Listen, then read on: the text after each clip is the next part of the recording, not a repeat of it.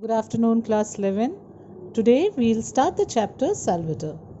As told earlier, the story Salvatore is written by William Somerset Maugham and it begins abruptly with, "I wonder if I can do it." The narrator is doubtful whether he can hold our attention for a few pages when he narrates the story.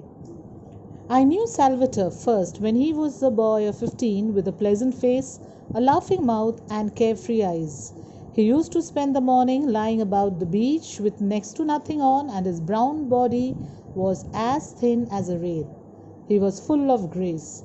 He was in and out of the sea all the time, swimming with clumsy, effortless stroke common to the fisher boys. The narrator had known Salvatore since the time the protagonist was 15 years old. The eldest son of an Italian fisherman with pleasant face, laughing mouth, and carefree, candid eyes. He spent his morning lying on the sea beach and used to swim effortlessly in the sea when his father used to catch fish. Scrambling up the jagged rocks on his hard feet, for except on Sundays he never wore shoes, he would throw himself into the deep water with a cry of delight. His father was a fisherman who owned his own little vineyard, and Salvatore acted as nursemaid to his two younger brothers. He shouted to them to come inshore, and when they ventured out too far, and made them dress when it was time to climb the hot vine-clad hill for the frugal midday meal.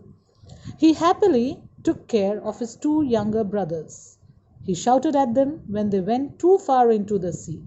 He dressed them up and took them for the midday meal. He never wore shoes except on Sundays. But boys in those southern parts grow apace, and in a little while he was madly in love with a pretty girl who lived on the Grande Mariana. She had eyes like forest pools and held herself like the daughter of the Caesars. They were affianced, but they could not marry till Salvatore had done his military service. And when he left the island, which he had never left in his life before, to become a sailor in the navy of King Victor Emmanuel, he wept like a child. It was hard for one who had never been less free than the birds, to be at the beck and call of others.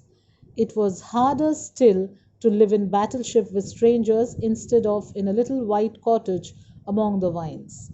Now, Salvatore was just like the boys in southern part of Italy. They grew very quickly, and Salvatore was no exception. He too grew up and fell in love with a very pretty girl of Grande Mariana. They were engaged, but it was a custom that boys have to complete their military service before getting married. Salvatore had to leave the island to become a sailor in the navy of King Victor Emmanuel. He cried like a baby. He felt all alone in the battleship, living with strangers, and also in the noisy, friendless cities where he landed. And when he was ashore, to walk in noisy, friendless cities with streets so crowded that he was frightened to cross them, and when he had been used to silent paths and the mountains and the sea. I suppose it had never struck him that Istria, which he looked at every evening to see what the weather would be like next day, or Vesuvius, early in the dawn, had anything to do with him at all. But when he ceased to have them before his eyes, he realized in some dim fashion that they were as much part of him as his hands and his feet. He was dreadfully homesick, but it was hardest of all to be parted from the girl he loved with all his passionate young heart. He wrote to her in his childlike handwriting long, ill-spelled letters in which he told her how constantly he thought of her and how much he longed to be back.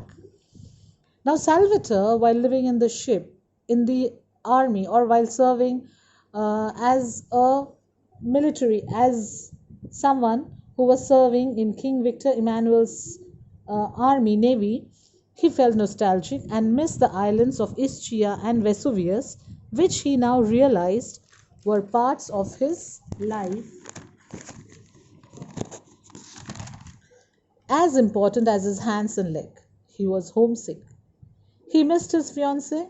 He wrote to her long, ill-spelled letters in which he wrote how desperately he wanted to be with her. He was sent here and there to Spezia, to Venice, to Bari, and finally to China. Here he fell ill of some mysterious ailment that kept him in hospital for months. He bore it with the mute and uncomprehending patience of a dog.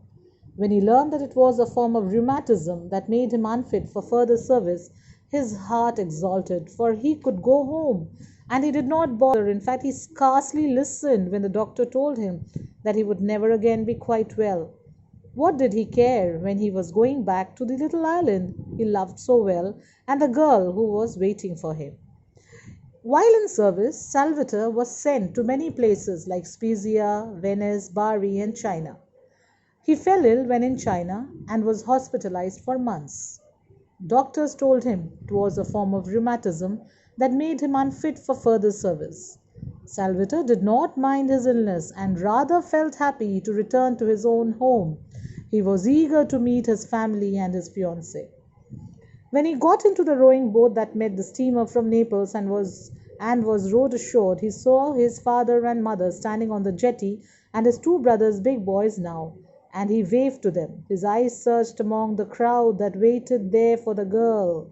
He could not see her. There was a great deal of kissing when he jumped up the steps, and they all emotional creatures cried a little when they exchanged their greetings.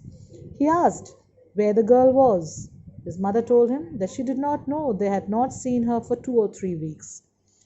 Now, on his return, he was very emotionally welcomed by his parents and brothers with great deal of kissing and cry of joy. But Salvatore was looking for his girl. On being asked about the girl, Salvatore's mother said they had not seen her for 2 to 3 weeks. So in the evening, when the moon was shining over the placid sea and the lights of Naples twinkled in the distance, he walked down to Grande Mariana to her house. She was sitting on the doorstep with her mother. He was a little shy because he had not seen her for so long. He asked her if she had not received the letter that he had written to her to say that he was coming home. Yes, they had received a letter, and they had been told by another of the island boys that he was ill. Yes, that was why he was back. Was it not a piece of luck? Oh, but they had heard that he would never be quite well again. The doctor talked a lot of nonsense, but he knew very well that now he was home again he would recover. They were silent for a little while, and the mother nudged the girl. She did not try to soften the blow. She told him straight out with the blunt directness of a race that she could not marry a man who could never be strong enough to work like a man. They had made up their minds, her mother and father, and she and her father would never give consent. In the evening, the restless Salvatore walked down to Grande Mariana to meet his girl. He saw her sitting with her mother at the doorstep. They had already received the news of his illness and learned that he would never be quite well again. He would never be strong enough to work like a man. So his fiancée's mother bluntly told him that her daughter would not marry him now, as her father would never give consent to this marriage. When Salvatore went home, he found that they all knew. The girl's father had been to tell them what they had decided, but they had lacked the courage to tell him themselves. He wept on his mother's bosom. He was terribly unhappy, but he did not blame the girl. A fisherman's life is hard and it needs strength and endurance. He knew very well that a girl would not afford to marry a man who might not be able to support her. His smile was very sad and his eyes had the look of a dog that has been beaten, but he did not complain, and he never said a hard word of the girl he loved so well. Salvatore was very hurt and returned back. He came to know that everyone at home knew about it, but they lacked the courage to tell him. He wept like a beaten dog, but he never said a word against the girl whom he had loved so much. He agreed that a girl could never marry a man who might not be able to support her.